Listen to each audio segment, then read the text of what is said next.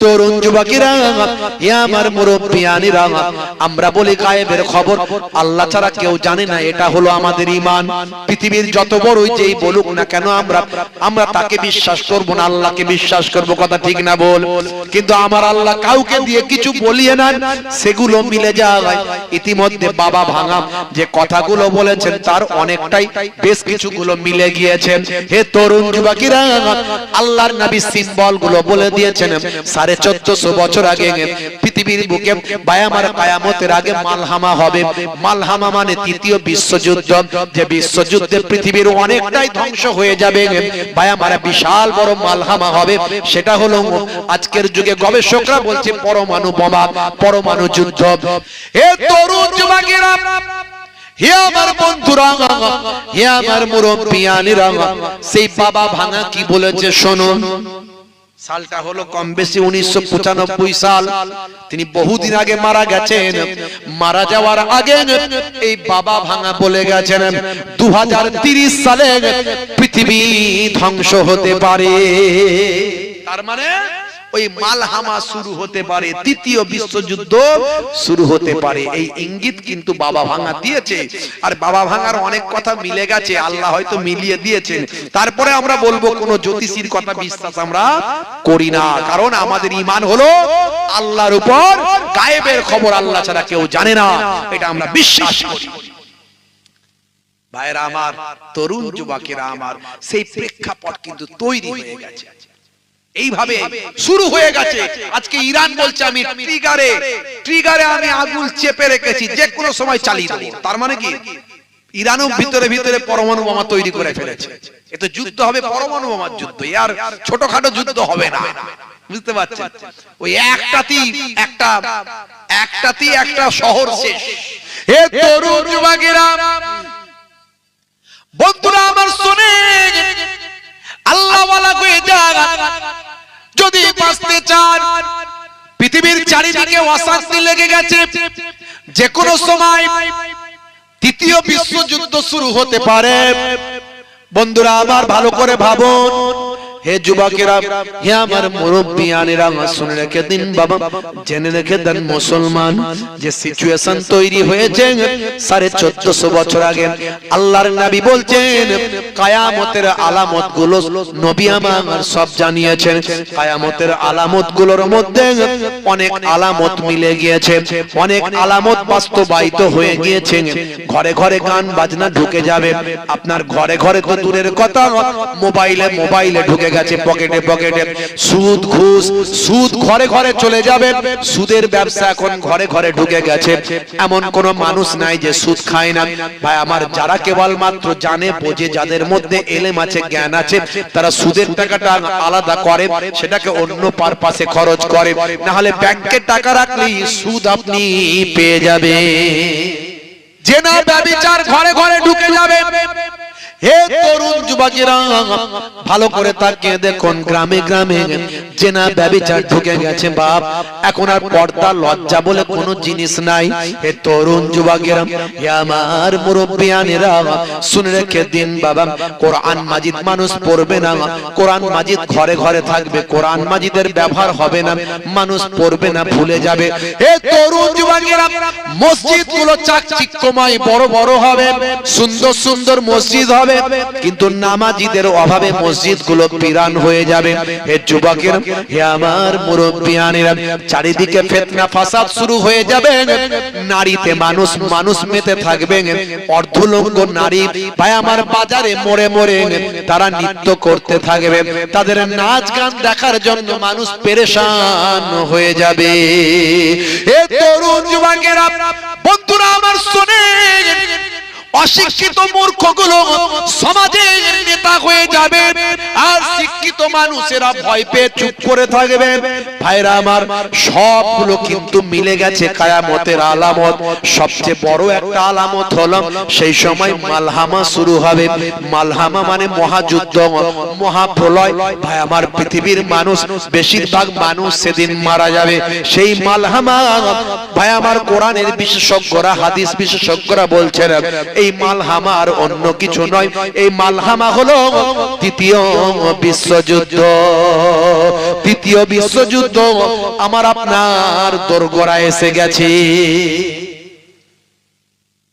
যে কোনো সময় তৃতীয় বিশ্বযুদ্ধ শুরু হতে পারে। আমরা কিন্তু একেবারে মৃত্যুর দোরগোড়ায় আছি, মালহামার দোরগোড়ায় আছি। এরপরেও যদি আমরা আল্লাহ ভুলে যাই, নবী ভুলে যাই, কখন যে কি হবে আমরা জানি না। হে তরুণ যুবকেরা, হে আমার বন্ধুরা, হে আমার মুরব্বিয়ানিরা, শুনে রেখে দিন বাবা, বহু বছর আগে, বেশ কিছু বছর আগে পৃথিবী বিখ্যাত একটা জাহাজ, সেই জাহাজটার নাম হলো গ্লোরি জাহাজ। এই গ্লোরি জাহাজটা প্রশান্ত মহাসাগরের উপর দিয়ে যাচ্ছে। এই জাহাজের সুবিধাটা অনেকটা টাইটানিক জাহাজের মতো। আপনারা জানেন টাইটানিক জাহাজ বহু বছর আগে তৈরি করা হয়েছিল। হে তরুণ যুবকেরা, টাইটানিক জাহাজ নিয়ে অনেক কবিতা হয়েছে, অনেক চিত্রনাট্য হয়েছে, অনেক রকম কাব্য রচনা হয়েছে, অনেক গল্প হয়েছে, অনেক তথ্যচিত্র তৈরি করা হয়েছে, অনেক ছবি তৈরি করা হয়েছে, অনেক ভিডিও ফুটেজ তৈরি করা হয়েছে টাইটানিক জাহাজ নিয়ে। যে টাইটানিক জাহাজের মালিক বলেছিল, পৃথিবীর কোনো শক্তি নাই, সমুদ্রের কোনো ক্ষমতা নাই যে আমার জাহাজকে ধ্বংস করতে পারে।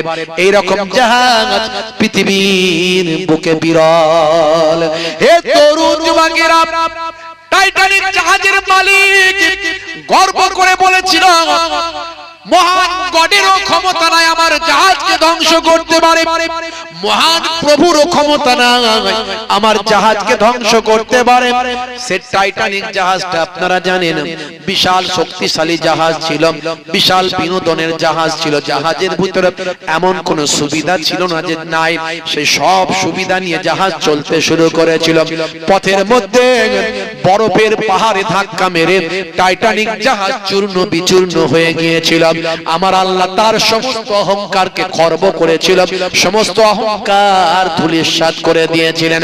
হে তরুণ যুবকেরা, হে আমার বন্ধুরা, সেই জাহাজ আজও সমুদ্রের তলায় পড়ে আছে। আজকে শত শত ভাই আমার বছরের পর বছর, দশকের পর দশক ধরে আজকে সেই জাহাজ সমুদ্রের তলায় পড়ে আছে। সেই জাহাজ সাবমেরিনে করে দেখতে যায়, পৃথিবীর মানুষ সেই ধ্বংসাবশেষটা দেখতে যায়। এর জন্য আমার আল্লাহ জানিয়ে দিয়েছেন, কোরআন মাজিদে বলেছেন, ফাসিরু ফিল আরদ, হে দুনিয়ার মানুষ তোমরা পৃথিবীটা ভ্রমণ করো। ফাসিরু ফিল আরদ আবতাগু মিন ফাদলিল্লাহ, আল্লাহর নিয়ামতের শুকরিয়া আদা করো, আল্লাহর নিয়ামত তোমরা তালাশ করো, আল্লাহর নিয়ামতে তোমরা শুকরিয়া আদা করো। হে যুবকেরা, হে আমার মুরব্বিয়ানিরা, শুনে রেখে দিন বাবা, মোর জেনে রেখে দেন। হে মুসলমান, আমার আল্লাহ বলেছেন ফাসিরু ফিল আরদ, তোমরা সায়র করো, ভ্রমণ করো জমিনটা, চারিদিকে ঘুরে দেখো কেমন ভাবে জালেমরা ধ্বংসপ্রাপ্ত হয়েছে, জালেমদেরকে কিভাবে ধ্বংসপ্রাপ্ত করা হয়েছে তোমরা দেখো। ভাই আমার টাইটানিক জাহাজটা আজও মানুষ দেখতে যায়। সেই রকম টাইটানিক জাহাজের ধাঁচে পরবর্তীকালে একটা জাহাজ তৈরি হলো, এই জাহাজটার নাম হলো গ্লোরি। ভাই আমার জাহাজ গ্লোরি, এই গ্লোরি নামক জাহাজটা তৈরি করা হলো। সেই জাহাজের মালিক ক্যাপ্টেন, প্রধান ক্যাপ্টেন, সেও গর্ব করে বলেছিল, আমার জাহাজের সমান জাহাজ পৃথিবীর জমিনে আর নাই, পৃথিবীর কোন শক্তি নাই, এই প্রশান্ত মহাসাগরের ক্ষমতা নাই আমার জাহাজকে ধ্বংস করতে পারি।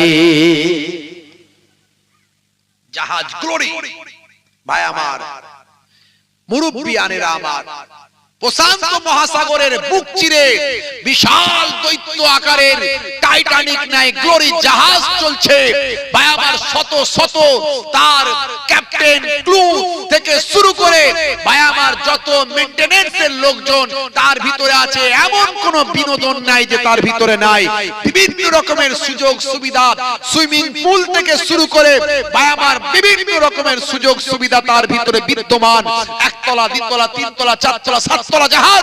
ভাই আমার জাহাজ চলছে প্রশান্ত মহাসাগরের বুক চিরে, সবুজ পানির উপর দিয়ে চলে যাচ্ছে, নীল পানির উপর ভেদ করে বেরিয়ে যাচ্ছে জাহাজ।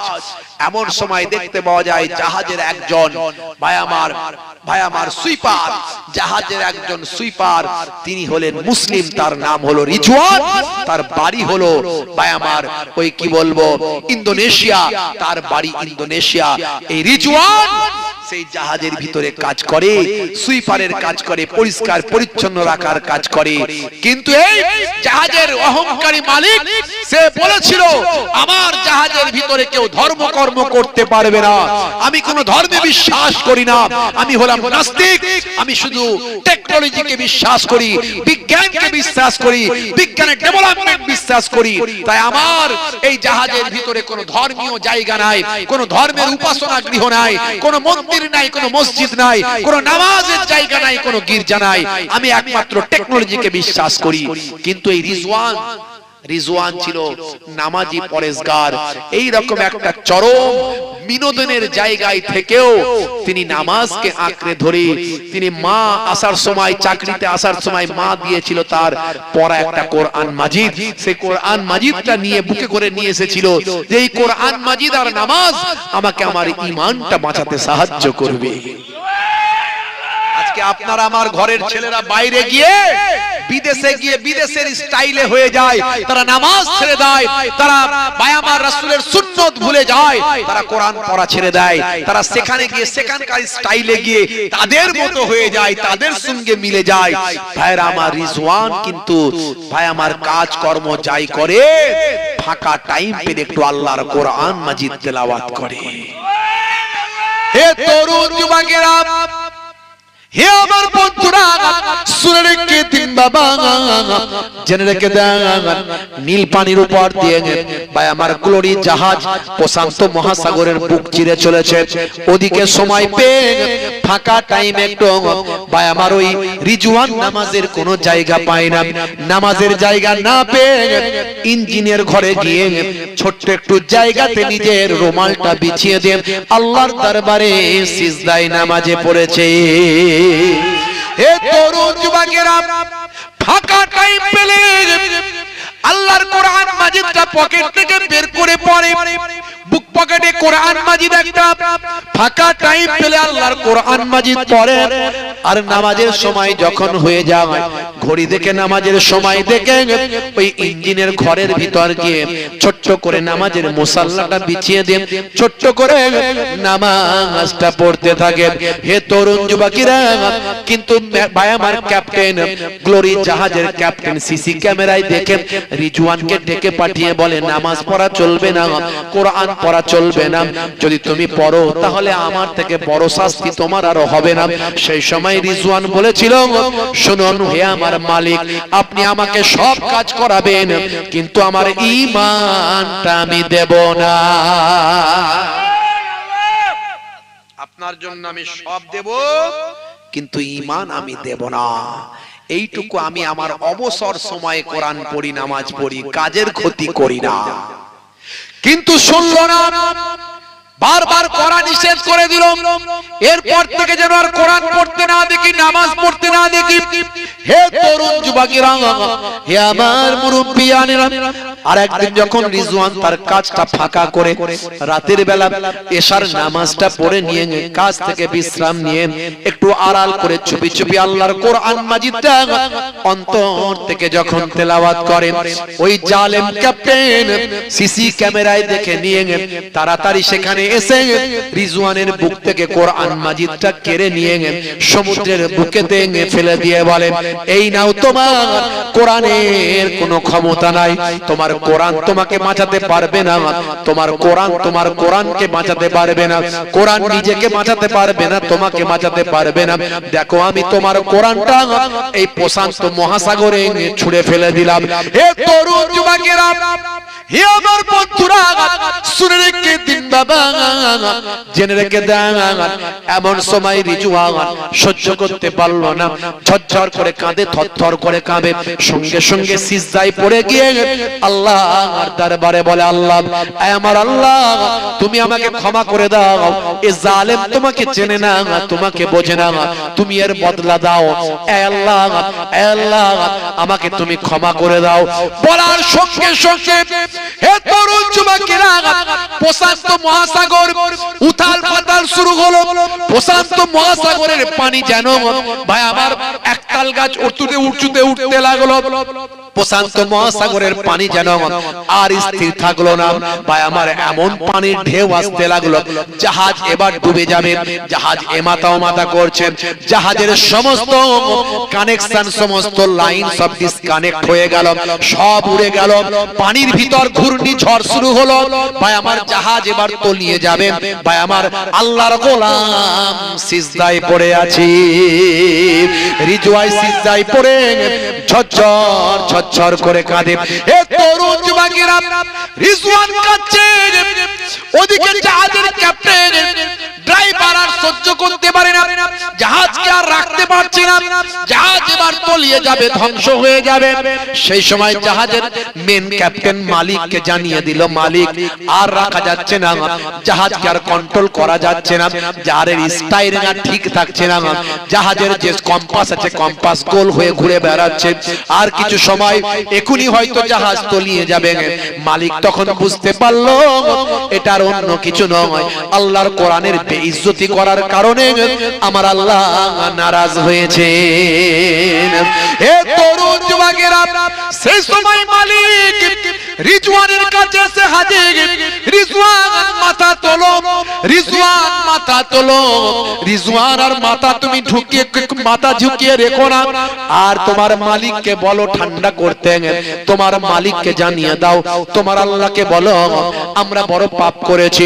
রিজওয়ান সেই সময় তাদের কথা শুনে আল্লাহর দরবারে হাত দুখানা তুলল, এই আমার আল্লাহ ক্ষমা করে দাও, তারা ভুল বুঝতে পেরেছে, তুমি ক্ষমা করে দাও। এই মেন প্রধান মালিক, ক্যাপ্টেনের যিনি মালিক ভাই আমার, ওই গ্লোরি জাহাজের যিনি মালিক, তিনিও রিজওয়ানের সঙ্গে হাত তুলেছেন। যত স্টাফ আছে সবাই এসে হাত তুলেছে, একে একে সকলের অজান্তে আল্লাহর দরবারে চোখ দিয়ে পানি ঝরছে।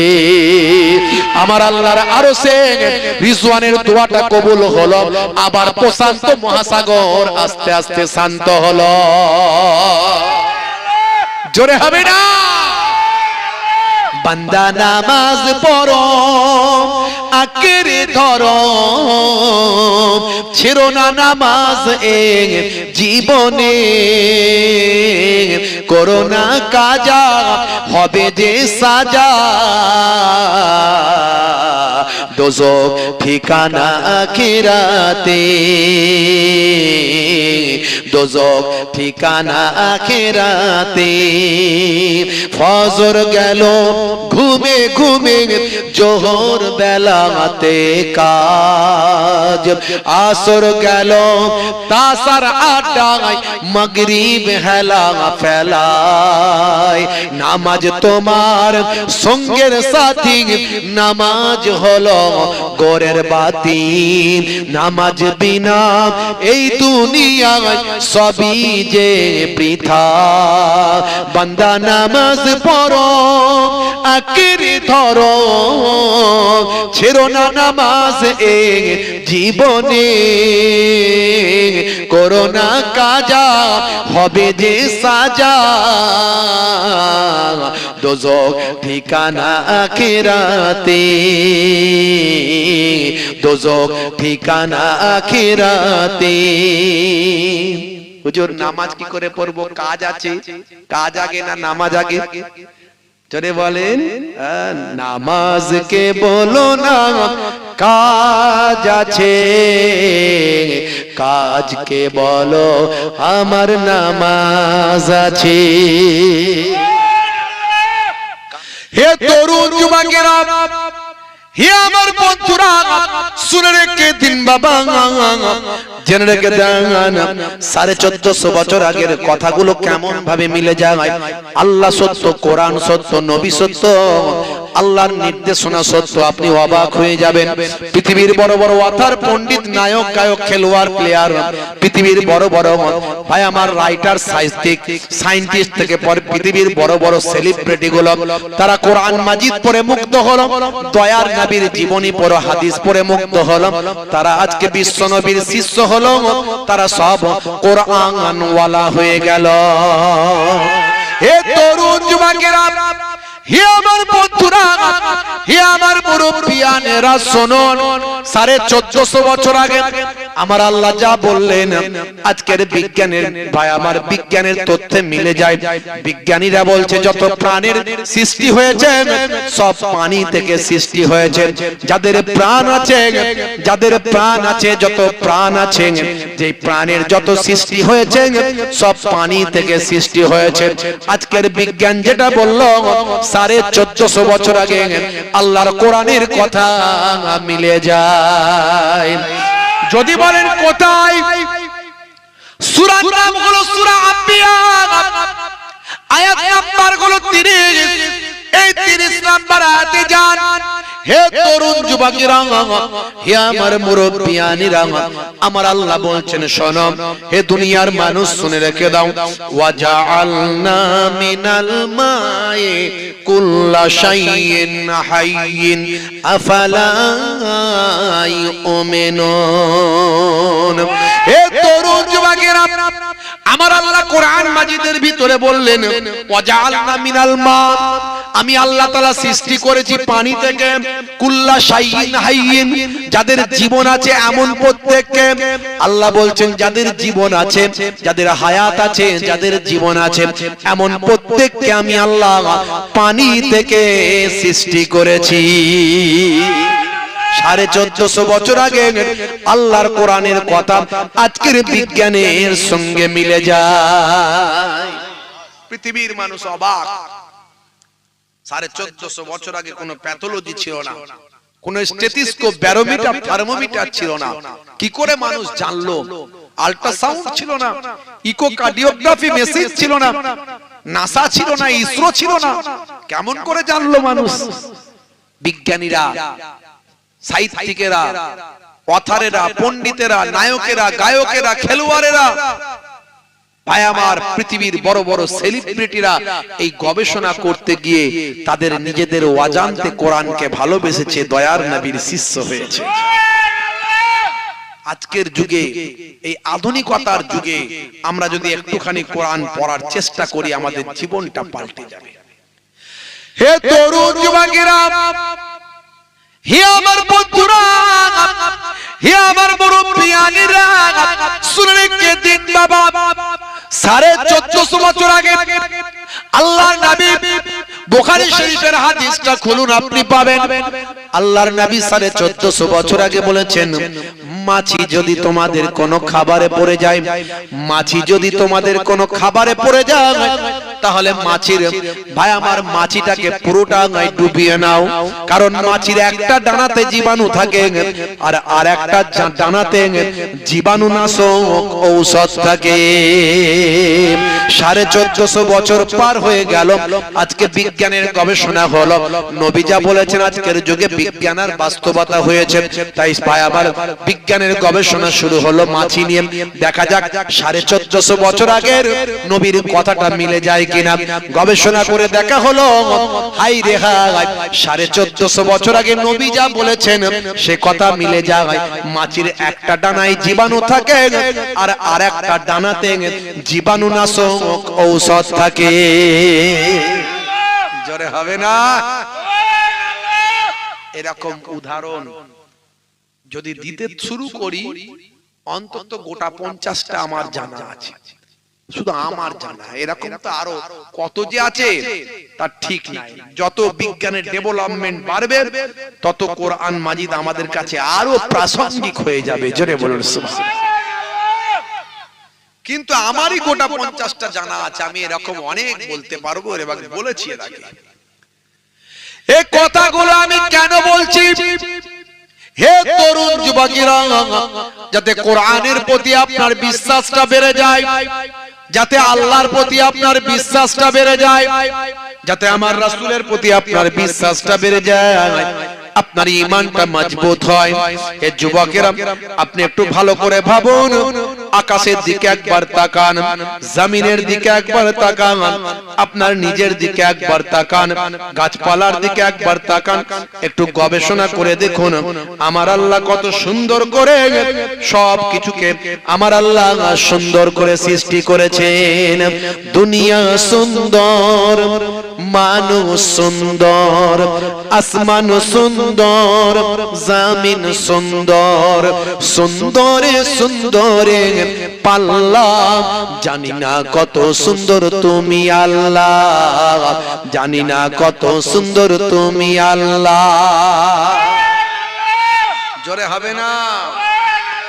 ঝর্ণা ছুটে চলে কে বেকে, পৃথিবীর পথে কত ছবি এঁকে, ঝর্ণা ছুটে চলে কে বেকে, পৃথিবীর পথে কত ছবি এঁকে, নদীর কলতানে সাগরের গর্জনে, নদীর কলতানে সাগরের গর্জনে, ঢেউয়ে ঢেউয়ে দেয় পাল্লা, জানি না কত সুন্দর তুমি আল্লাহ, জানি না কত সুন্দর তুমি আল্লাহ।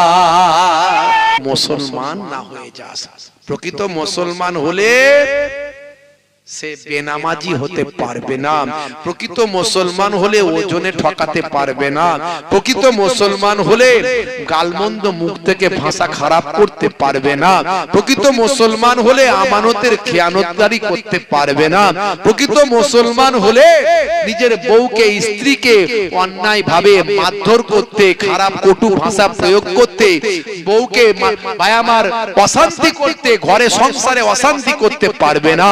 প্রকৃত মুসলমান হলে পিতামাতার সঙ্গে খারাপ ব্যবহার করতে পারবে না, প্রকৃত মুসলমান হলে অমুসলিমদের সঙ্গে পাড়া প্রতিবেশীর সঙ্গেও খারাপ ব্যবহার করতে পারবে না, প্রকৃত মুসলমান হলে সে নবী আনা তারিকায় চলবে। জোরে বলুন সুবহানাল্লাহ। এই জন্য আল্লাহ বলছেন বান্দা সচ্চা মুসলমান হয়ে যাও। হে তরুণ যুবকেরা, হে আমার বন্ধুরা, হে আমার মুরব্বিয়ানেরা, শুনে কে দিন বাবা, আল্লাহ বললেন বান্দারে আমি তোমাদের জন্য জমিনকে বিছানা বানিয়েছি, তোমাদের জন্য আকাশকে ছাদ বানিয়েছি, তোমাদের জন্য আকাশকে আমি সূর্য দিয়ে, আকাশে সূর্য দিয়েছি, সেই সূর্যের কিরণ দিয়েছি, তোমাদের জন্য চাঁদ বানিয়েছি, সেই চাঁদের মৃদু আলো তোমাদের মাঝখানে দিয়েছি, তোমাদের কাজ করবার জন্য দিন দিয়েছি, তোমাদের বিশ্রামের জন্য আমি আল্লাহ রাত দিয়েছি, তোমাদের জন্য হে তরুণ যুবকেরা তোমরা যাতে জোড়ায় জোড়ায় থাকো, তোমরা আরাম আয়েশে আনন্দে দিন কাটাও, একাকিত্ব যাতে না ভোগ করো, যাতে একা একা না থাকো, আমি আল্লাহ তোমাদের জন্য বানিয়েছি তোমাদের জোড়ায় জোড়ায়। আমার আল্লাহ সুন্দর করে বললেন ওয়াজা ওয়া খালাকনাকুম আজওয়াজা। হে তরুণ যুবকেরা, শস্য শ্যামলা ফলমূল গাছপালা তরুলতা মানুষের জন্য বানিয়েছে। হে মানুষ শুনে রেখে দাও, তোমাদের সন্তান সন্ততি, মাল মাতা সন্তান সন্ততি, স্ত্রী ছেলে মেয়ে, কাজ কারবার ব্যবসা বাণিজ্য, এগুলো পেয়ে তোমরা যেন আমি আল্লাহকে না ভুলে না যাও। ইয়া আইয়ুহাল্লাযীনা আমানু লা তুলহিকুম আমওয়ালুকুম ওয়ালা আওলাদুকুম আন যিকরিল্লাহ ওয়া মান ইয়াফআল যালিকা ফাউলাইকা হুমুল খাসিরুন।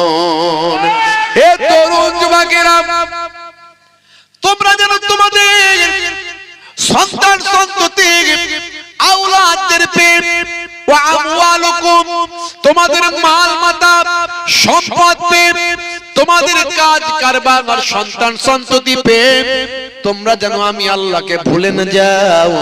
যদি তোমরা আমাকে ভুলে যাও তাহলে তোমরা ক্ষতিগ্রস্ত হবে। হে তরুণ যুবকেরা, হে আমার মুরব্বিয়ানেরা, একজন আল্লাহর মাহবুব বান্দা ছিলেন, আল্লাহর ইবাদত বন্দেগী বহু বছর ধরে করেছেন, আল্লাহর উপাসনা আরাধনা করেছেন, বহু ইবাদত বন্দেগী করেছেন, বহু আল্লাহর দরবারে রোনাজারি করেছেন, বহু তেলাওয়াত করেছেন, জিকির করেছেন, বহু নামাজ পড়েছেন, ফরজ নামাজের সঙ্গে সঙ্গে নফল নামাজ, সুন্নত নামাজ অনেক পড়েছেন। হে তরুণ যুবকেরা একটা সময় তিনি যখন ইবাদত করতে শুরু করলেন, নামাজ যখন পড়তে লাগলেন, সূরা ফাতিহা যখন পড়লেন, ইয়্যাকা না'বুদু ওয়া ইয়্যাকা নাস্তাইন, যখন তিনি এই আয়াতে পৌঁছালেন, আমরা তোমারই ইবাদত করি আর তোমারই নিকট সাহায্য প্রার্থনা করি, তখন অদৃশ্য থেকে আওয়াজ আসে, অদৃশ্য থেকে আওয়াজ আসে, গায়েবী আওয়াজ আসে, তুমি তুমি কি করছো? তুমি জনগণের মাঝখানে থেকে তুমি তার ইবাদত করছো, তুমি আল্লাহর ইবাদত করছো না। কাজ্জাবতা, তুমি মিথ্যা বলছো, তুমি জনগণের মাঝখানে থেকে তুমি তার জনগণের ইবাদত করো। এমন সময় হে তরুণ যুবকেরা, হে আমার মুরব্বিয়ানিরা, ওই আল্লাহর মাহবুব বান্দা, ওলি বান্দা, তিনি লোকালয় ত্যাগ করলেন, নিরিবিলিতে চলে গেলেন, একাকিত্ব জীবন যাপন করলেন, একাকিত্ব জীবন যাপন করেন, যেখানে কোনো মানুষজন নাই, এরকম নিরিবিলিতে গিয়ে সেখানে তিনি আবার ইবাদত শুরু করলেন। হে তরুণ যুবকেরা, আবার নামাজে দাঁড়িয়ে গেলেন, আবার যখন সালাতে দাঁড়িয়ে গেলেন, আবার তিনি তেলাওয়াত করছেন, ইয়্যাকা না'বুদু ওয়া ইয়্যাকা নাস্তাইন, আমি তোমারই ইবাদত করি, তোমারই কাছ থেকে সাহায্য প্রার্থনা করি। সেই সময় আবার ভাই আমার অদৃশ্য থেকে আওয়াজ আসছে, তুমি তোমার ইবাদতটা তুমি তোমার স্ত্রীর করো, তুমি তোমার স্ত্রীর ইবাদত করছো, ভাই আমার তুমি তোমার মাল মাতার ইবাদত করছো, সম্পদের ইবাদত করছো, তুমি তোমার মাল মাতার ইবাদত করছো। সেই সময় তিনি তার যা সম্পদ ছিল সেই সম্পদগুলোকে ফি সাবিলিল্লাহ দান করে দিলেন। আবার তিনি ওয়াদিসে চলে এলেন, আবার তিনি একাকিত্ব ভাবে ভাই আমার গ্রহণ করলেন, আবার তিনি লোকালয় ছেড়ে একাকিত্ব জীবন যাপন করে আবার তিনি ইবাদত শুরু করলেন। ইবাদত করতে করতে আবার যখন সূরা ফাতিহা সালাতে শুরু করলেন, আবার নামাজে শুরু করলেন, ইয়্যাকা না'বুদু ওয়া ইয়্যাকা নাস্তাইন, আবার যখন এই আয়াতে যখন গেলেন, আমি তোমারই ইবাদত করি এবং তোমারই নিকট সাহায্য প্রার্থনা করি, সেই সময় আবার অদৃশ্য থেকে আওয়াজ আসে, কাজ্জাবতা, তুমি মিথ্যা বলছো, তুমি ইবাদত করছো।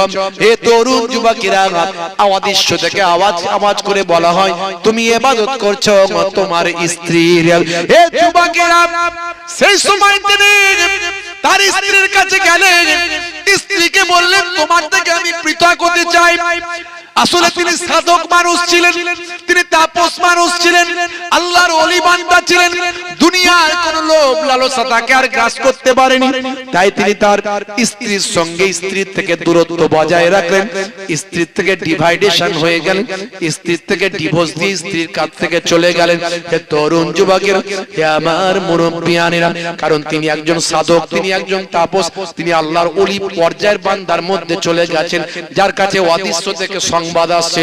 হে যুবকেরা, হে আমার বন্ধুরা, এবার আবার তিনি ওই একাকিত্ব গ্রহণ করে আবার ইবাদত শুরু করেন। আবার ইবাদত যখন শুরু করলেন, আবার যখন নামাজটা শুরু করলেন, সূরা ফাতিহা যখন আবার পড়লেন, আবার পড়ছেন ইয়্যাকা না'বুদু ওয়া ইয়্যাকা নাস্তাইন, তখন আবার অদৃশ্য থেকে আওয়াজ আসছে, কাজ্জাবতা, তুমি ইবাদত করছো তোমার পোশাকের, তোমার অতিরিক্ত অনেক পোশাক আছে, সেই পোশাকগুলোকে তুমি ভালোবাসো, তুমি সেই পোশাকগুলোর ইবাদত করছো। ভাইরা আমার, তার যে পোশাক পরিচ্ছদগুলো ছিল, যে কটা তার প্রয়োজনীয়, সেই কয়েকটা বাদ দিয়ে বাকি সব তিনি সাদকা করলেন, দান করলেন। এরপরে তিনি আবার একাকিত্ব গ্রহণ করলেন, আবার তিনি অদৃশ্যে ভাই আমার ওই সমস্ত লোকালয় ছেড়ে একাকিত্ব গ্রহণ করে আবার সালাতে দাঁড়িয়ে গেলেন, আবার নামাজ শুরু করলেন, ইয়্যাকা না'বুদু ওয়া ইয়্যাকা নাস্তাইন। এবার ভাই আমার তার কাছে আওয়াজ আসছে, সাদ্দাকতা, সাদ্দাকতা, তুমি এবার সত্য বলেছো।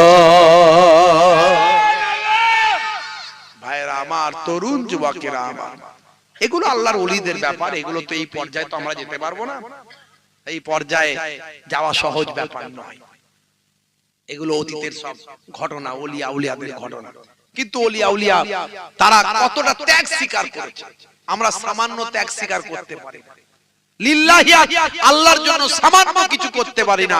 আল্লাহ বলছেন এত কিছু তোমাকে দান করলাম, হে যুবক তুমি কাজ কারবার ব্যবসা বাণিজ্য নিয়ে আমি আল্লাহর ইবাদতটা ভুলে গেলে বান্দা,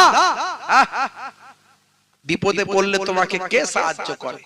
হে তরুণ যুবকেরা, হে আমার বন্ধুরা, হে আমার মুরব্বিয়ানেরা, আল্লাহর নবী ওয়াজ করেছিলেন, হযরতে আবু বকর হুজুরের উপকার হয়েছিল।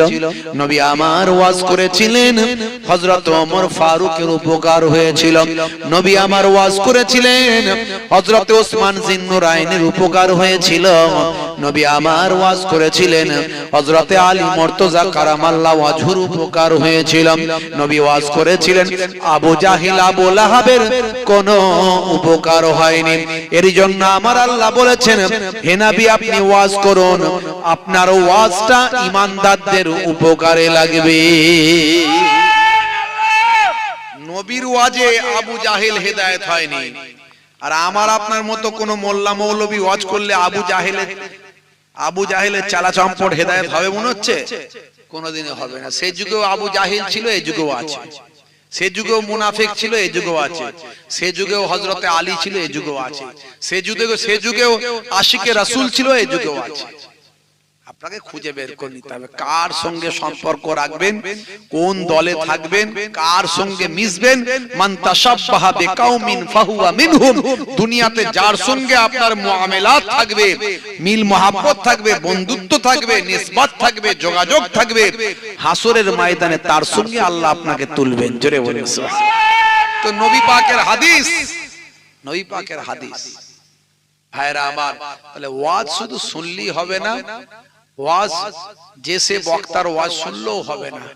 ওয়াজ আপনাকে শোনার মতো শুনতে হবে, বক্তাও ঠিক চাই, শ্রোতাও ঠিক চাই। হ্যাঁ, এমন বক্তার ওয়াজ আপনি শুনে নিলেন তার মধ্যে নবীর ইশক নাই, ওলিয়া উলিয়াদের প্রেম নাই, সে ওয়াজ শুনে আপনারও প্রেম থাকবে না ওলিয়া উলিয়াদের মধ্যে, ওলিয়া উলিয়াদের মহাব্বত আপনার মধ্যে থাকবে না, নবীর মহাব্বত আপনার মধ্যে থাকবে না। সেই বক্তার ওয়াজ শুনলে কি লাভ হবে বলেন? আবার আপনি এমন ওয়াজ শুনছেন, আপনি নামাজের খুব কথা বলছেন, নামাজ পড়ো, নামাজ পড়ো, নামাজ না পড়লে তার নাম মুসলমানের খাতা থেকেই বাদ। বুঝতে পারছেন ভাইরা আমার? নামাজ না পড়লে তার নাম মুসলমানের খাতা। নামাজ কি কেউ পড়ে না নাকি? ঈদের নামাজ তো পড়ে। আপ যে ঈদের নামাজ পড়ে তাকে আপনি মুসলমানের খাতা থেকে বাদ দেন তো দেখি, হাদিস দিয়ে কোরআন দিয়ে বাদ দেন। মুখের কথা বললে হবে না, মুখের কথা বললে হবে না। যে জুম্মার নামাজ পড়ে তাকে আপনি মুসলমানের খাতা থেকে বাদ দেন তো দেখি। কত বড় মুফতি সাহেব হয়েছে। নামাজ না পড়লে গুনাহগার হবে, বড় গুনাহগার হবে। মুসলমানের খাতা থেকে বাদ, ঈমানের খাতা থেকে বাদ। আরে বাপ রে বাপ, নামাজের কি গুরুত্ব দিচ্ছে! নিশ্চয় নামাজের গুরুত্ব অনেক। আমার আল্লাহ কোন কথা যদি একবার বলেন, দুবার বলেন, পাঁচবার বলেন, নামাজের কথা ৮২ বার বলেছেন। নিশ্চয় নামাজের গুরুত্ব আছে। কিন্তু নামাজটাকে রাখার জন্য, নামাজটাকে বাঁধ দেওয়ার জন্য, নামাজটাকে কাজে লাগানোর জন্য আর কি করতে হবে সেটা তো বলছেন না। নামাজও পড়ছে, চিটিংবাজিও করছে, এরকম কটা লোক দেখবেন আপনি? দাঁড়িয়ে রেখেছে, ধাপ্পাবাজিও করছে, চগলখড়িও করছে, মানুষকে মারছে, গালমন্দ দিচ্ছে, বউকে পিটছে, বাপের সঙ্গে মামলা করছে, কটা দেখবেন আপনি? নামাজটা কাজে লাগবে তেমন বলতে হবে না। আপনি নামাজ পড়বেন, মানুষের মনে দুঃখ দেবেন। পৃথিবীর কোন মোল্লা নিয়ে এসে আমাকে ফতোয়া দিয়ে দেন যে নামাজ পড়ে মানুষের মনে কষ্ট দিলে, দুঃখ দিলে, মানুষের মনকে জ্বালিয়ে দিলে আবার ৫ ওয়াক্ত নামাজ কেন, চাস্তের নামাজ, আওয়াবিনের নামাজ, ইশরাকের নামাজ, তাহাজ্জুদের নামাজ পড়ুক। তো ওই লোকটা যে এত নামাজ পড়ছে, পড়ে আবার মানুষের মনকে জ্বালিয়ে দিচ্ছে করা কথা বলে, ওই লোকটা জান্নাতে যাবে আমাকে বুঝিয়ে দিক। নবীর হাদিস দিয়ে আমি বুঝিয়ে দেব। এরকম অনেক বড় বড় নামাজীদের ব্যাপারে আল্লাহর নবী বলছেন ফাদাখালান নার, আমার আল্লাহ তাকে জাহান্নামী করবে। নবী ডাইরেক্ট দুনিয়াতে বলেছেন, হাদিস আছে। তার নামাজটা কাজে লাগতে হবে বাপ। কিছু বক্তারা ওয়াজ করে এরকম। হে তরুণ যুবকেরা, হে আমার বন্ধুরা, শুনে রেখে দিন বাবা, জেনে রেখে দেন, হে মুসলমান একটুখানি শোনো, আমার আল্লাহ বললেন বান্দারে তোমরা আমাকে ভয় করার মতো ভয় করো, তোমরা আমাকে ভয় করার মতো ভয় করো।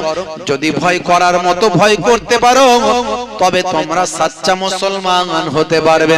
আমার আল্লাহ কোরআন মাজিদে সুন্দর করে বললেন ওয়ালা তামুতুন্না ইল্লা ওয়া আনতুম মুসলিমুন। হে তরুণ যুবকেরা, ততক্ষণ পর্যন্ত মরো না যতক্ষণ না সাচ্চা মুসলমান না হয়ে যাও।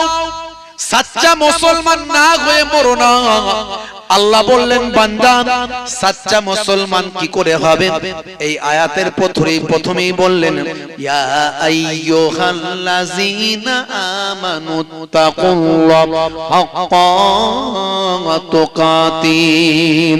ওরে বান্দা, হে বিশ্বাসী বান্দারা, তোমরা আমি আল্লাহকে ভয় করো, ভয়টা করার মতো ভয় করো। যেমন ভয় করা দরকার তেমন তোমরা যদি ভয়টা করতে পারো। হে তরুণ যুবকেরা, আমরা ডাক্তারকে ভয় করি, মাস্টারকে ভয় করি, বাইরে আমার পুলিশকে ভয় করি, মিলিটারিকে ভয় করি, চোর ডাকাতকে ভয় করি, গুন্ডা মস্তানকে ভয় করি, আবার নেতা মন্ত্রীকেও ভয় করি। প্রত্যেকটা ভয় কিন্তু আলাদা আলাদা না, এক। প্রত্যেকটা ভয় আলাদা আলাদা। তাই মাস্টারকে ভয় একটা সম্মানের ভয়। হ্যাঁ, আমার ছেলের টিচার কি বলতে কি বলে ফেলবো, কি ভাববে, একটা আলাদা ভয়। হ্যাঁ, তারপর ডাক্তারকে ভয় একটা আলাদা ভয়। ওষুধ ঠিক মতো খাইনি, রোগটা তো বেড়ে গেছে, ডাক্তার বলেছিল ওষুধ ঠিক মতো খেতে হবে। তো আজকে যদি গিয়ে বলি ডাক্তারবাবু রোগটা বেড়ে গেছে, অমনি জিজ্ঞাসা করে ওষুধ খেয়েছিলে? যেই বলবে অমনি তো বলতে পারবো না যে না খাইনি। বলার কি বলি বলো দেখি, একটা ভয়। ভয়ের আলাদা ভাগ আছে না নাই? গুন্ডা মস্তানের ভয় আলাদা ভয়, চোরের ভয় আলাদা ভয়, পুলিশের ভয় আলাদা ভয়, আর আল্লাহর ভয় আলাদা ভয়। আল্লাহ বলছেন বান্দারে তোমরা আমাকে ভয় করার মতো ভয় করো। হে তরুণ যুবকেরা, হে আমার বন্ধুরা, শুনে রেখে দিন বাবা, জেনে রেখে দেন মুসলমান, আপনি রমজান মাসে রোজা যখন রাখেন, দিনের বেলা আমরা রোজা রাখি। হে তরুণ যুবকেরা, আমরা সারা দিন ব্যাপী না খেয়ে থাকি 14 ঘন্টা, 15 ঘন্টা, 16 ঘন্টা। যদি আমি আপনি একটু লুকিয়ে পানি খেয়ে ফেলতাম কিংবা ঘরের ভিতরে গিয়ে একটু খাবার কিছু খেয়ে ফেলতাম, লোককে যদি বলতাম রোজা রেখেছি, কেউ কি ধরতে পারতো? কিন্তু আমরা কোনদিন বলেছি রমজান মাসে রোজা যে রাখে সে কি মাঝে মাঝে খেয়ে নিয়ে বলে যে আমি রোজা রেখেছি? এরকম কেউ ঘরে দেখেছেন? করে না, এরকম কেউ করে না। সে জানে আমি রোজা রাখবো না, কিন্তু রেখেছি যখন রেখেছি। কারণ দেখছে কে? আল্লাহ। এটা ভয়। রমজান মাসে এই ভয়টা, এই যে রোজা রেখে পানি না খেয়ে থাকা, খুবই পিপাসায় কলিজা ফেটে যাচ্ছে, তবুও ছেলে বলছে না না আমি পানি খাবো না, তাহলে আমার রোজা হবে না। কারণ আল্লাহ তো দেখতে পাচ্ছেন আমি পানি খেলে রোজা হবে না। এইটা হলো আল্লাহকে ভয়। এই ভয়টা যদি আমরা 12 মাস করতে পারতাম তাহলে আল্লাহর মাহবুব বান্দা হতাম, আমাদের জবানের দোয়া কবুল হয়ে যেত। এই ভয় যদি 12 মাস করতে পারতাম, এই ভয় আমরা 12 মাস করতে পারি না। হে তরুণ যুবকেরা, বন্ধুরা আমার শোনেন, হে মুসলমান, আপনার শরীর আছে মানে আপনি যা খুশি করতে পারেন না। এই শরীরটা আল্লাহ আপনাকে দিয়েছে, এই শরীরটা কেমন ভাবে ব্যবহার হবে সেটাও মহান আল্লাহ সুন্দর করে বলে দিয়েছেন। হে তরুণ যুবকেরা, হে আমার মুরব্বিয়ানেরা, শুনে রেখে দাও বাবা, জেনে রেখে দাও, তুমি এই কাজটা করতে পারবে না, ওই কাজটা করতে পারবে না। এ তোমার শরীরটাকে সুদখানায় নিয়ে যেতে পারবে না, তোমার শরীরটাকে মদখানায় নিয়ে যেতে পারবে না, তোমার শরীরটাকে জেনাখানায় নিয়ে যেতে পারবে না, তোমার শরীরটাকে তাসখানায়, তাসের আড্ডায় নিয়ে যেতে পারবে না। হে যুবক, তোমার শরীর আছে মানে তুমি যা ইচ্ছা তাই করবে না, তোমার করার কোনো অনুমতি নাই। হে যুবক, তোমার শরীর মানে তোমার শরীর নয়, এটা তোমার দেহ মানে তোমার দেহ না হয়। যদি তোমার দেহ হতো, তুমি বলছো আমার দেহ আমি যা খুশি করব, যেখানে খুশি যাব। আমার পা, আমি যেখানে খুশি যাব। আমার পা আছে, আমি যেখানে খুশি যাব, যা খুশি আমি করতে পারি। এটা তুমি বলছো যুবক। হে যুবক, তুমি একবার ভেবে দেখো, তোমার পা মানে তোমার হাত মানে তোমার চোখ মানে তোমার মুখ মানে তুমি ভাবছো এটা তোমার, তা কি করে হয়? যদি তোমার চোখটা তোমার হতো, তাহলে তুমি তো চাও সব সময় চোখে সুন্দর দেখতে, তাহলে তুমি চোখে ঝাপসা কেন দেখছো? চশমা কেন তোমাকে নিতে হচ্ছে? তোমার শরীর আছে মানে, হে তরুণ, হে যুবক, তোমার শরীর মানে তুমি ভাবছো এটা আমার, যা ইচ্ছা আমি সেটা করব। যদি তোমার শরীর তোমার হতো, তাহলে তোমার চুলগুলো কেন পাকলো? কারণ তুমি তো পাকাতে চাও না। হে তরুণ যুবকেরা, তোমার শরীর যদি তোমার হয়, তুমি যা ইচ্ছা তাই করতে পারবে, তাহলে তোমার হার্টের অসুখটা কেন হলো? কারণ তুমি তো অসুখ কিছু চাও না। হে যুবক, তোমার শরীর আছে মানে তোমার শরীর, তুমি যা ইচ্ছা তাই করতে পারো, তাহলে তোমার দাঁতটা কেন নড়ে গেল? দাঁতটা কেন ভেঙে গেল? দাঁতে কেন ফোগলা হলে? কারণ তুমি তো দাঁত সুন্দর রাখতে চাও। আসলে ভালো করে ভেবে দেখো, তোমার শরীর তোমার নয়, আমার আল্লাহ তোমাকে দিয়েছেন এবং সঠিকভাবে ইউটিলাইজ ব্যবহার করতে বলেছে। একটু কল্পনা করো যুবক, একটু ভাবো। খালি তো ওয়াজ শুনলি হবে না, ওয়াজ শুনলি শুধু হবে না, ওয়াজকে বাস্তবায়িত করতে হবে, নিজের জীবনে কাজে লাগাতে হবে। আল্লাহ বলছেন বান্দারে, হে দুনিয়ার মানুষ শোনো, আমি তোমাকে এত সুন্দর করে সৃষ্টি করলাম, আমি পৃথিবীর মধ্যে যত মাখলুক তৈরি করেছি, তার থেকে সবচেয়ে সুন্দর মানুষকে করেছি। হে তরুণ যুবকেরা, হে আমার মুরব্বিয়ানেরা, শুনে রেখে দাও, জেনে রেখে দাও। হে তরুণ যুবকেরা, আল্লাহ বললেন শোনো, তোমাকে এক কাতরা নাপাক পানি থেকে আমি আল্লাহ সৃষ্টি করেছি। খলাকাল ইনসানা মিন আলাক, আমি আলাক থেকে মানুষকে ইনসানকে সৃষ্টি করেছি। সুম্মা কানা আলাকাতান ফাখলাকা ফাসাওয়া, আমি সেখান থেকে জমাট বাঁধা রক্তপিণ্ডে পরিণত করেছি। এই জমাট বাঁধা রক্তপিণ্ডকে আমার আল্লাহ গোশতে কনভার্ট করেছেন, গোশতের টুকরোতে পরিণত করেছেন। সে গোশতের টুকরো থেকে আমার আল্লাহ পঞ্চ ইন্দ্রিয়, নাসিকা, কর্ণ, জিহ্বা, ত্বক দিয়ে সুন্দর মানুষ সৃষ্টি করেছে। সমস্ত মানুষ যার জীবন আছে,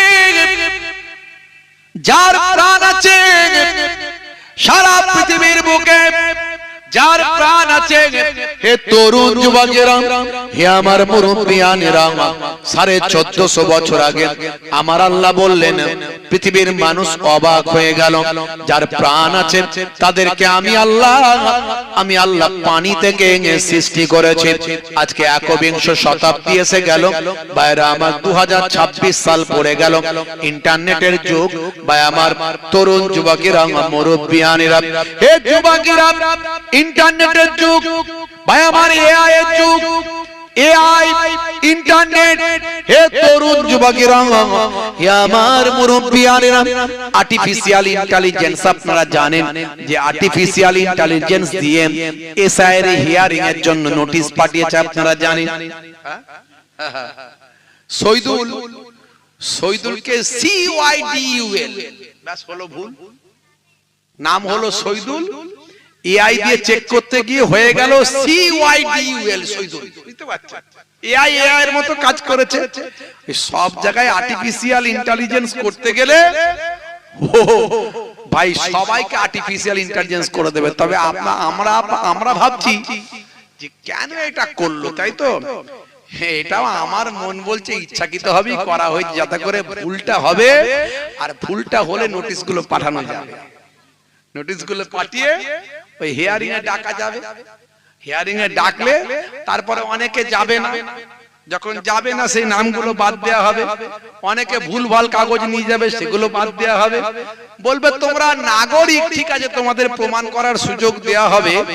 কিন্তু এখন তো আর হলো না যে ফাইনাল লিস্ট বেরোলো সেখানে নামটা বাদ হয়ে গেল, পরে তোমরা ফের আবার সুন্দর করে কাগজপত্র দেখিয়ে আবার নাম তুলতে পারবে, সেটা সুযোগ দেয়া হবে। কিন্তু সেই সুযোগ হওয়ার আগে এবছরের ভোটটা হয়ে যাবে, ভোটে তুমি আর অংশগ্রহণ করতে পারলে না। সবের ভিতরে রাজনীতি, বুঝতে পারছেন?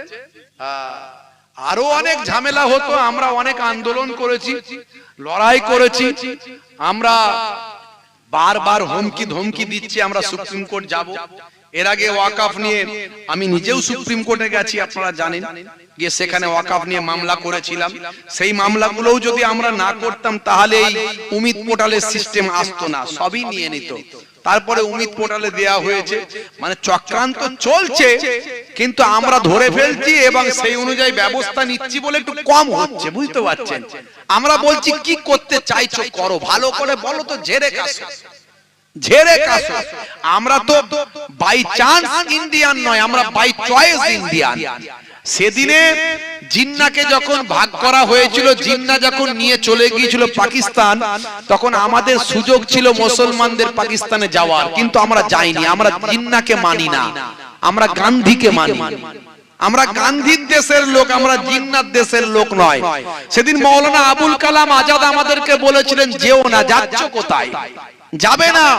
যে দেশে খাজা গরিব নওয়াজ আছে, যে দেশে তোমার দাদুর কবর আছে, সে দেশ ছেড়ে যাবে কোথায়? আমরা তখন যাইনি। তোমরা এখন বলছো কেন যাইনি, কেন যাইনি? তোমরা বলো কি করতে চাইছো? ভারতবর্ষে কিছু কম বেশি 35 কোটি মুসলমান আছে। কি করতে চাইছো? 35 কোটি মুসলমান একটা ফয়সালা করো। এই ইন্টারনেটে ফেসবুকে ঝগড়া করে তো লাভ নাই। এই হইছে সেই হইছে, ভাগ করে নিয়েছে, কেন আছে, এই হইছে সেই হইছে। তো কি করতে চাইছো? আমরা তো বাই চান্স নয়, বাই চয়েস ইন্ডিয়ান। আমাদের বাপ চোদ্দ পুরুষ কত যে মুসলমান জীবন দিয়েছে তার কোনো হদিস নাই। ইন্ডিয়া গেটে দেখো লেখা আছে 93,000 দেশপ্রেমিকের নাম লেখা আছে, তার মধ্যে 63,000 কম বেশি মুসলমানের নাম আছে।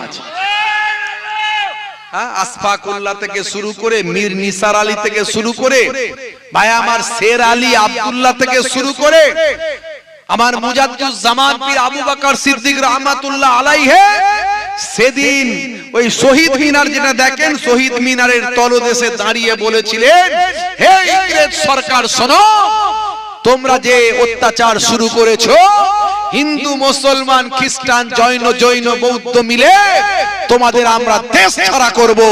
শহীদ মিনারের পাদদেশ থেকে তিনি যে হুঙ্কার দিয়েছিলেন, তার হুঙ্কারে আরো লক্ষ লক্ষ দেশপ্রেমিক তৈরি হয়ে গিয়েছিল।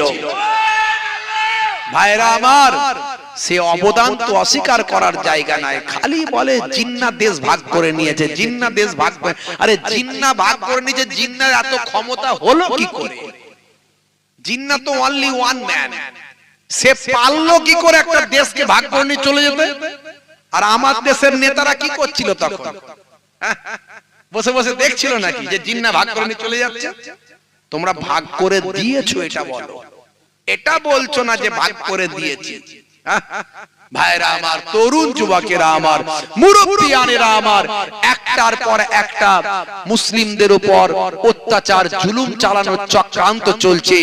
আজও আপনারা দেখেন আসামের বুকে বাঙালি মুসলমানদের বেছে বেছে ঘরগুলোকে ভেঙে দেওয়া হচ্ছে, বুলডোজার চালানো হচ্ছে। ভাইরা আমার, তরুণ যুবকেরা আমার, আমরা দেশকে ভালোবাসি, এ দেশের জন্য জীবন দিয়েছি, এ দেশই আমরা মরবো। 5 ওয়াক্ত নামাজে আমরা এ দেশের মাটিকে চুম্বন করি। আজকে ভাই আমার, এই ভারতবর্ষের বিভিন্ন জায়গাতে দেখি আমরা বাঙালি মুসলমানদেরকে বেছে বেছে হত্যা করা হচ্ছে। ভাই আমার, বাঙালি নাম দিয়ে, বাংলাদেশি নাম দিয়ে তাদেরকে মারা হচ্ছে। এতে ভালো কিছু হচ্ছে না, হিতে বিপরীত হচ্ছে, হিতে বিপরীত হচ্ছে। তবে এগুলো কারা করছে? একটা বিশেষ দল। এটা হিন্দুরা করছে না, এটা খ্রিস্টান জৈন বৌদ্ধরা করছে না। কারণ হাজার হাজার হিন্দু খ্রিস্টান জৈন বৌদ্ধের বিরোধিতা করছে, তারা এর প্রতিবাদ করছে, বুঝতে পারছেন? কিন্তু একটা বিশেষ দল, বিশেষ শক্তি, তারা এগুলো করছে, আমাদের মাঝখানে অশান্তি তৈরি করার চক্রান্ত করছে। সব কিন্তু রাজনীতির জন্য, ক্ষমতার জন্য। বুঝতে পারছেন ভাইরা আমার, তরুণ যুবকেরা আমার, মুরব্বিয়ানেরা আমার, আজকে এই এসআইআর এর নাম করে যেটা করা হচ্ছে লজিক্যালি ডিসক্রিপেন্সি, এটা বাড়িতেও সমস্যার সমাধান করা যেত। বুঝতে পারছেন ভাইরা আমার, তরুণ যুবকেরা আমার, এই যে বসিরহাটের এইদিকে একজন বিডিওর কথা শুনলাম, বিডিও সাহেব কাজটা ভালো করার জন্য, কাজটা যাতে ভালো হয়, সুন্দর হয়, কিছু অস্থায়ী কর্মচারী নিয়োগ করেছিল। নিউজে খবর হয়েছে এই অস্থায়ী কর্মচারী নিয়োগ করেছিল যাতে কাজটা সুন্দর হয়, কেউ না বাদ যায়। কিন্তু তারা তো চাই বাদ দিতে, সেই জন্য এই বিডিও সাহেবকেও সাসপেন্ড করে দিয়েছে। আসলে উদ্দেশ্য বুঝতে পারছেন তো? তো এর জন্য কি করতে হবে? আপনার ভোটাধিকার থেকে যদি আপনাকে বঞ্চিত করে, তার জন্য একমাত্র ডক্টর বি.আর. আম্বেদকর রচিত সংবিধান আমাদের রক্ষা কবচ। মাথায় রাখতে হবে, যতদিন পর্যন্ত ভারতবর্ষের সংবিধান আছে ততদিন পর্যন্ত এই সংখ্যালঘু মুসলমান, এসটি, এসসি, ওবিসি, খ্রিস্টান, জৈন, বৌদ্ধ, পাঞ্জাবি, কত ভাই আমার ভাষা, কত ধর্মের মানুষের মিলন ক্ষেত্রে ভারতবর্ষ ততদিন রক্ষা পাবে। আর যদি এই সংবিধান ধ্বংস হয়ে যায় তাহলে আমাদের আর কোনো অস্তিত্ব থাকবে না। তবে মনে রাখবেন, মনে রাখবেন, এর আগে আমরা দেখেছি ভাই আমার জাত পাতের লড়াই। এখন যে রাজ্যগুলোর দিকে তাকিয়ে দেখুন, ওখানে জাতপাত ভীষণ ভাবে মাথাচাড়া দিয়েছে। ভাইরা আমার, আগামী দিন আরো ভয়ঙ্কর। নারী স্বাধীনতা, নারী সম্মান, সেসব জিনিস হারিয়ে যাবে আস্তে আস্তে। ভারতবর্ষের পরিস্থিতি অন্যদিকে চলে যাবে। যেদিকে যাচ্ছে আগামী দিন আমরা দেখতে পাচ্ছি কোন দিকে এগোচ্ছে। মুসলমান, আমাদের একমাত্র রাস্তা হলো মাঠে ময়দানে গণতান্ত্রিক পদ্ধতিতে সংবিধানকে মান্যতা দিয়ে গণ আন্দোলন করে তোলা, আর তার সঙ্গে সঙ্গে আইনি ভাবে সংবিধানকে সামনে রেখে সুপ্রিম কোর্টে লড়াই করা। এই দুটো লড়াই ইনশাআল্লাহ আমরা করব। আপনারা আমাদের সঙ্গে থাকবেন তো ইনশাআল্লাহ? নাকি ডাকলে পাওয়া যাবে তো? নাকি ডাকলে পাওয়া যাবে তো? নাকি হাত তুলে দেখান দেখি। নারায়ে তাকবীর, মাশাআল্লাহ। আপনারা জানেন লেকচারার্স অ্যাসোসিয়েশন অফ বেঙ্গল ইতিমধ্যে মাঠে ময়দানে লড়াই করছে। আমরা বিভিন্ন জায়গায় সভা সমিতি প্রতিবাদ সভা করছি এবং সুপ্রিম কোর্টে যাওয়ার জন্য আমরা তৈরি হয়ে গেছি অলরেডি। আমরা শুধু রেজাল্টটা দেখার অপেক্ষায় আছি, কতজনের নাম বাদ দিল, তারপরে আমরা সুপ্রিম কোর্টে যাব ইনশাআল্লাহ। এই লড়াই চলবে, ভোট বন্ধ হয়ে যাবে, ভোট ঘোষণা করতে পারবে না, কারণ সুপ্রিম কোর্টে মামলা চলবে ইনশাআল্লাহ। ভাইরা আমার, তরুণ যুবকেরা আমার, মুরব্বিয়ানেরা আমার, এই চক্রান্ত আমাদের রুখে দিতে হবে।